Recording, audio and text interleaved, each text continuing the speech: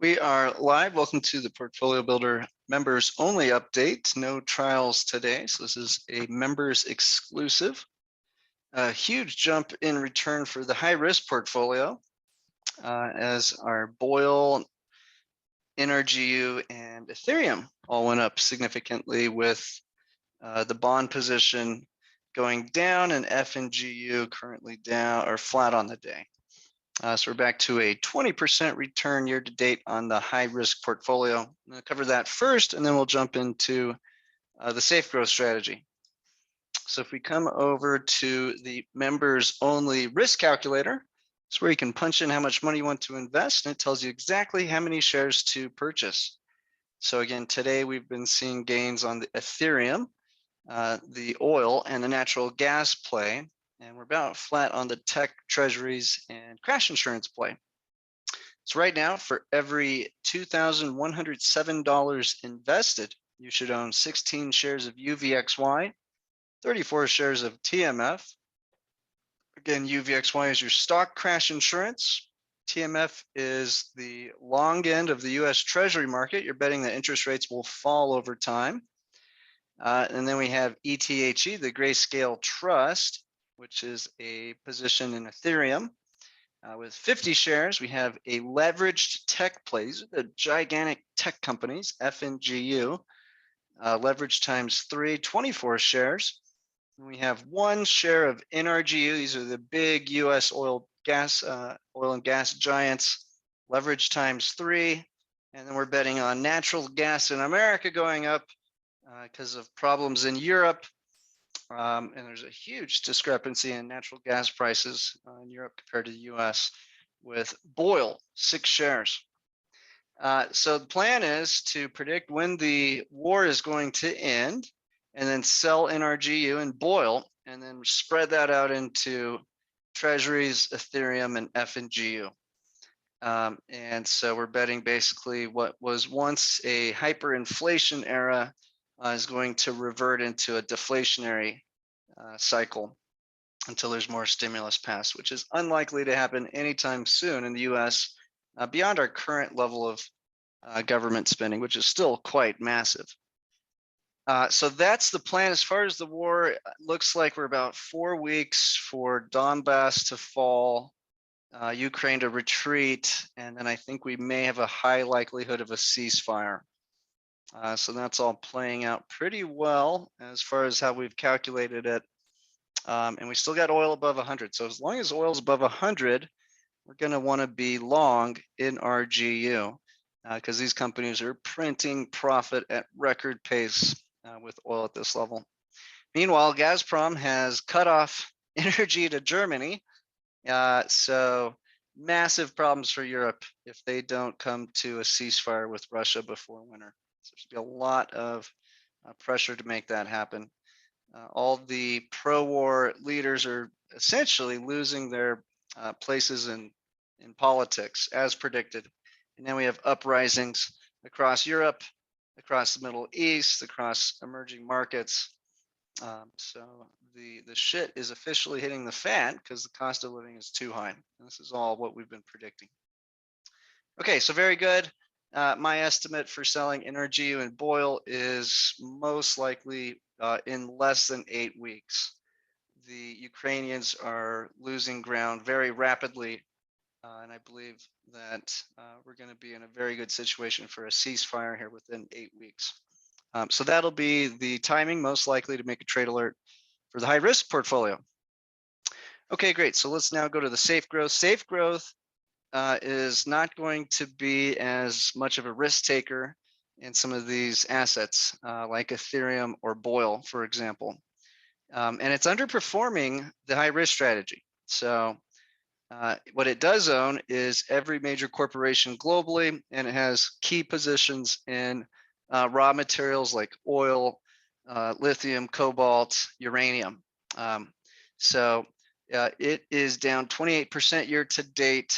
I see no major changes outside of selling NRGU, most likely rotating that into US Treasuries for the safe growth strategy. And I do think we will be able to close out the year with a profit because I do think we have a very strong close to the year ahead for stocks.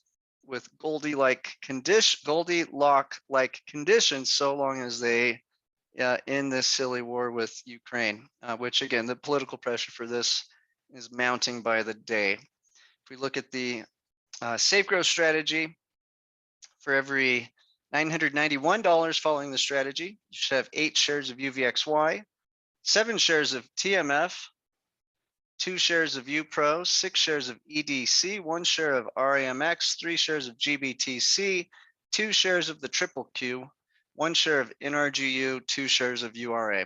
Only trade alert I see coming is to dump NRGU ahead of the ceasefire, which again, I believe will happen in between 4 to 8 weeks. We're going to spread that out between treasuries, Bitcoin, and the triple Q. Will be the game plan for the sale of that. And there's about 30% in NRGU, so we might top up TMF to be around 20%, and then probably heavily load up on Bitcoin, probably my favorite play there, or the triple Q. Okay, so very good. That's a look at the 2 portfolios. I'm gonna jump into the news. I'll do Q&A in a minute. Okay, so we'll look at charts. This is the chart that's the most important in the world. The US bond market has to stop crashing, which means we want these interest rates to fall. And so that's what they've begun to do. And I believe they'll continue to do that for the next several years. 2 to 4 years, I'd expect this next cycle to last for interest rates to fall. And then that's when we're going to want to make some big changes. So the trade setup we're getting ready to heavily load up on will quite likely be held for a very long time.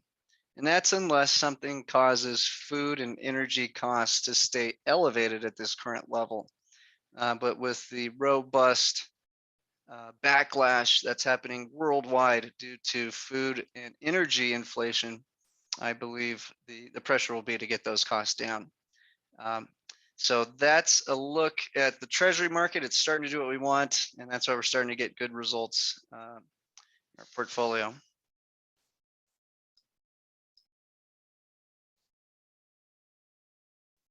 If you do have questions, find your chat box and post them. I don't do live audio questions because sometimes we get some pretty wild people on there, and I don't want to confuse the audience. So find your chat box and post any questions you have, and that's the way I communicate with members. Okay, so very good. Here's another look at the bond market. You can see the TLT appears to have bottomed out and getting ready for a move back up. And I do believe, without question, we're heading into a cycle that will take the TLT to new highs. So treasuries will be our best friend, especially as the war comes to an end, or at least to a pause and energy costs fall. Here's a look at the housing market, which is starting to have some pretty record high cancellations and sales due to rapidly rising interest rates. This is likely topping out, getting ready to fall back as well. So we're not freaking out really about anything in the economy. The yield curve is inverted again. This is a buy signal for tech. It's really when the yield curve steepens that we're going to get worried about some sort of stock crash. So quite likely, we're on the verge of a ceasefire, energy costs falling, the dollar falling, stocks, especially tech stocks, especially cryptocurrencies, ripping higher into midterms. That's essentially what I'm predicting to close out the year. Yield curve is inverted. Here's another way to look at it. So again, this is a signal to go long tech. The Fed's now leaking what they're going to do ahead of time. They leaked out they're going to do 75 basis point rate hike, even though the bond market had priced in 100 and leaked that out. So that's quite likely what will happen. The market's already priced it in, and it's rewarding cryptocurrencies today, up significantly. $2.2 trillion sitting at the reverse repo that could potentially flood markets at any time, likely to drive interest rates lower. So this is mostly money market funds that are sitting on the sidelines collecting a safe interest rate from the Federal Reserve. As soon as US short-term rates can compete with what the Fed's offering, look for this money to get dumped into the real markets and out of the reverse repo. Still hasn't happened. Gold copper ratio is predicting lower interest rates. But we do have China booting back up. So we'll look for the Chinese impulse to start to change this pattern.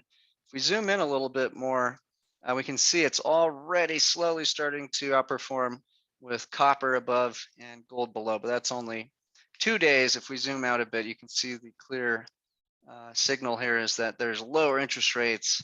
Gold is outperforming copper. Here's our war hedge with NRG and Boyle. And there's no reason to think Russia is about to stop.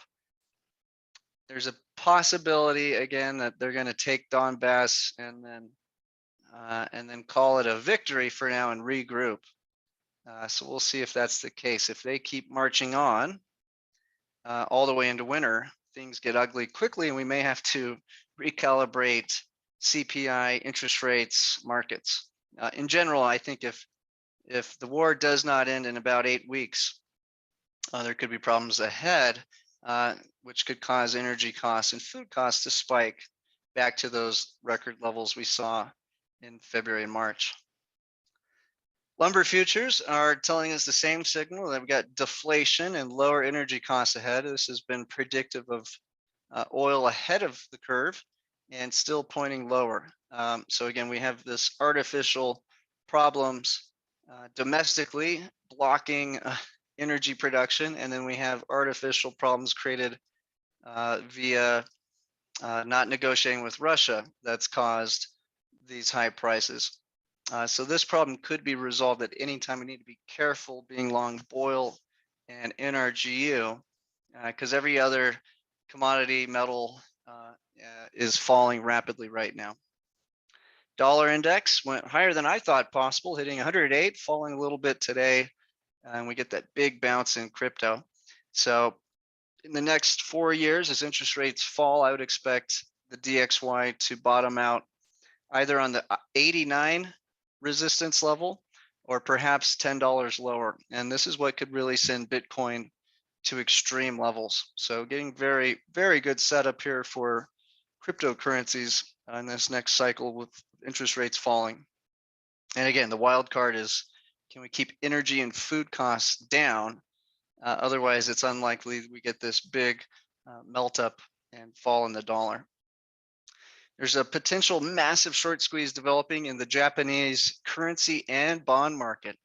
If we start to see interest rates fall and the cost of food and energy falling, there's literally hundreds of billions of dollars shorting the currency and the bond market in Japan, which is being fought against with massive money printing by the Japanese. This could turn into an epic short squeeze.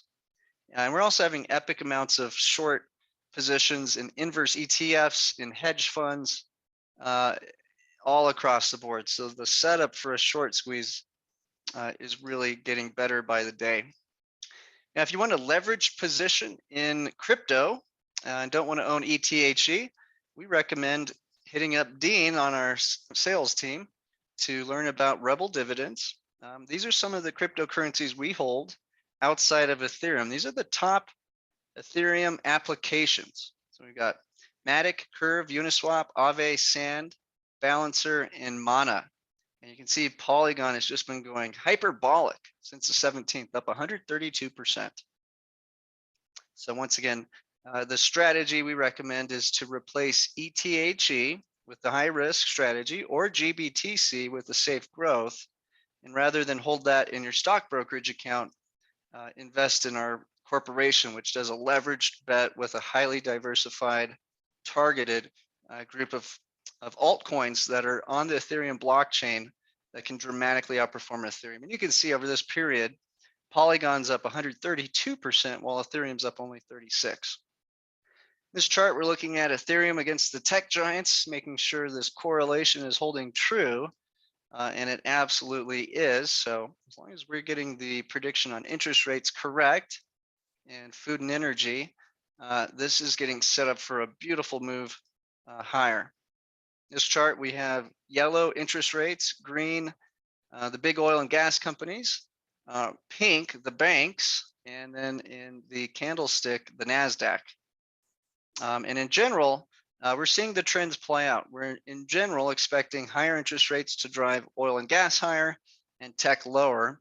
And now we're looking for essentially a reversal in that pattern, most likely over the next 2 years, unless there's big stimulus. And with a high probability of Republicans taking over the House and Senate and potentially the Oval Office in 2 years and midterms at the end of this year, likely the cost of oil is going to go down and the play for technology is going to be beautiful here.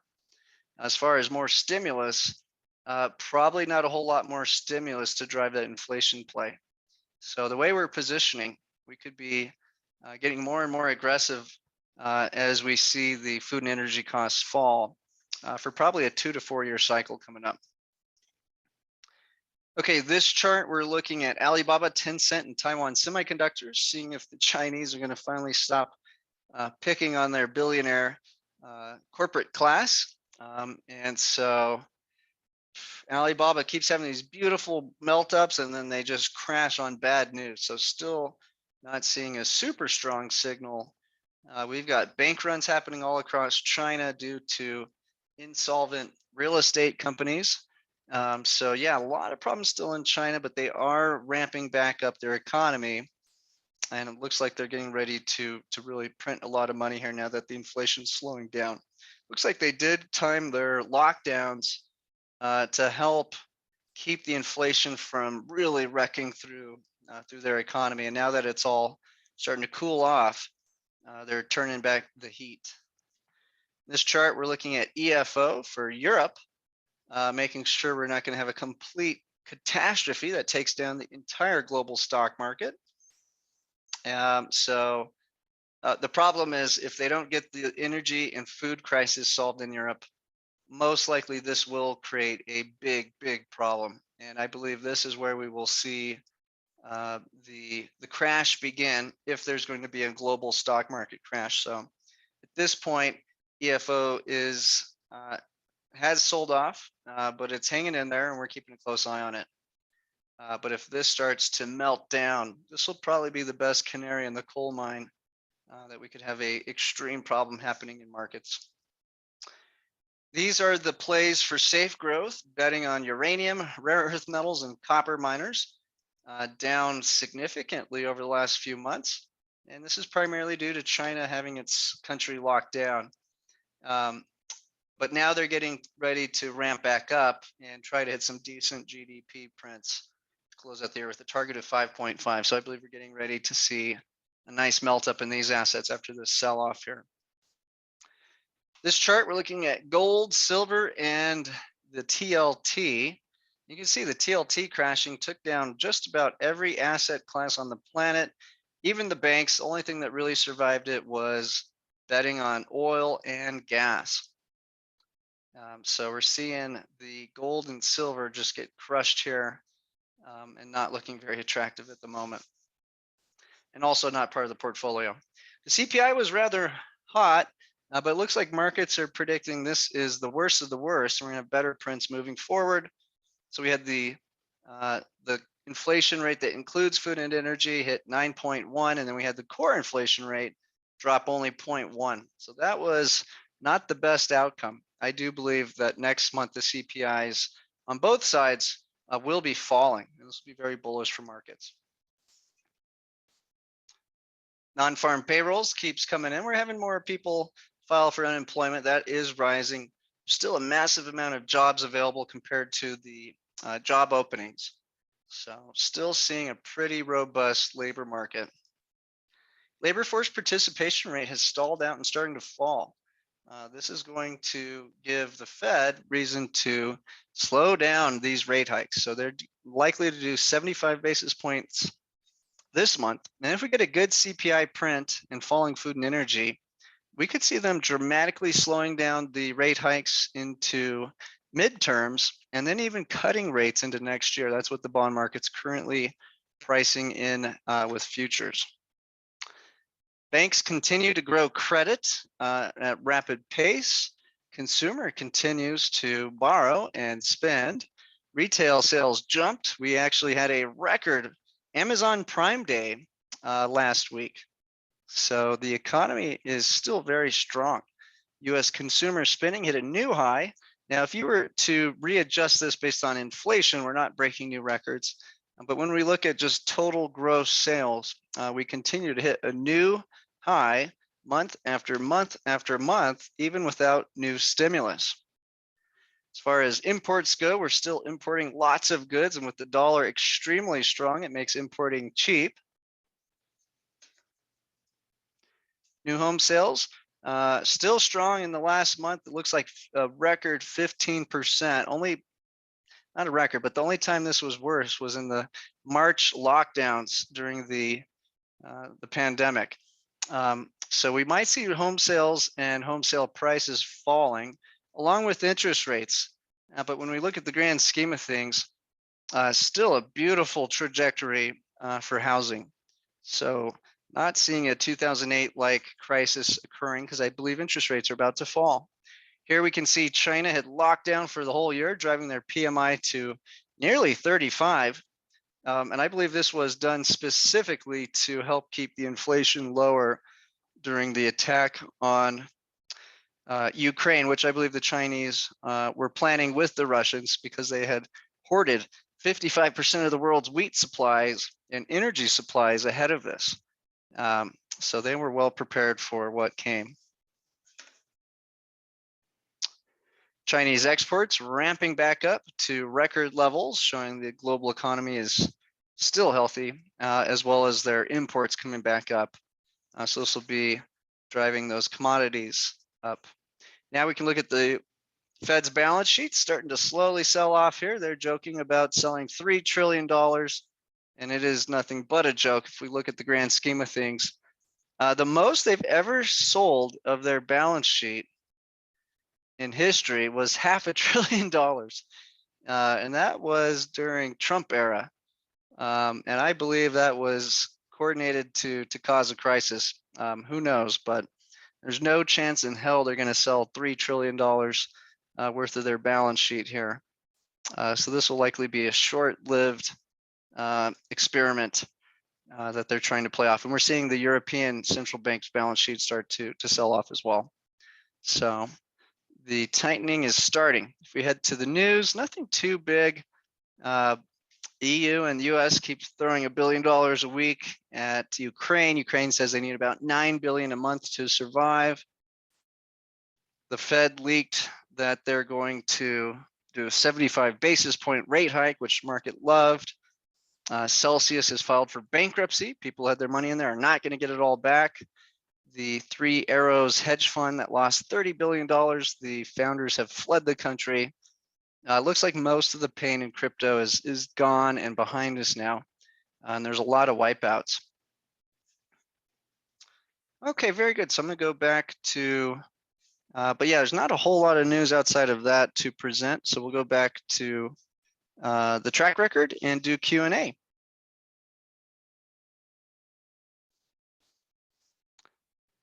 Our next webinar will likely be Monday of next week. I don't think we're having any trade alerts for about 4 to 8 weeks. And the first trade alert will be to sell NRGU for safe growth and to sell NRGU and BOIL for high risk. And we're going to want to rotate that into treasuries, Bitcoin, Ethereum, and tech, essentially. And then we'll likely be set to hold that for several years unless a new war breaks out that drives inflation back up, or the government in the US decides to do massive stimulus, which again, I don't think will happen anytime soon, as we're now in gridlock with both parties. Okay, very good. So if you have questions, find your chat box and post it.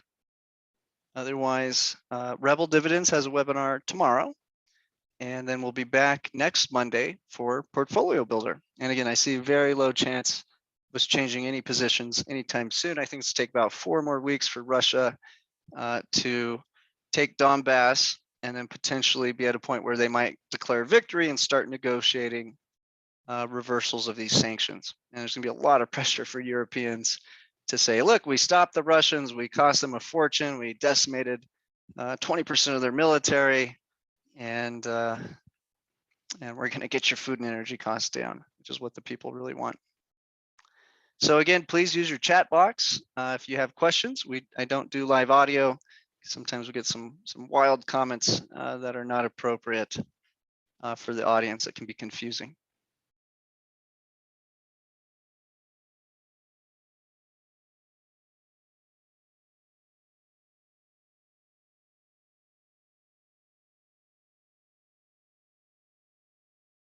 Okay, very good. Well, thank you guys so much for your time. We will be back on Monday live. Hope you have a great rest of your week, and we will see you back then.